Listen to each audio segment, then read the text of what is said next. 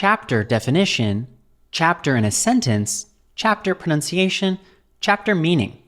Welcome to another research paper word. American pronunciation of chapter.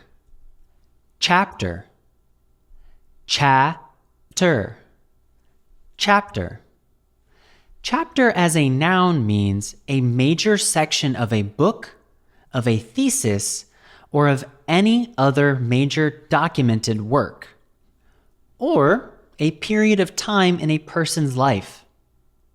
Common usages in academic writing: the next chapter, the following chapter, in the previous chapter, finish the chapter, a difficult chapter.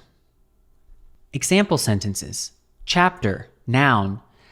Chapter 15 explores the anatomical similarities between diptera and angiosperms.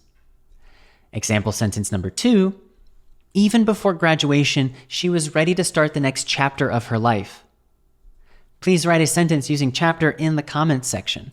I will read it and reply. Now you can use chapter confidently in your research papers. Like and subscribe, and I'll see you in the next research paper word video.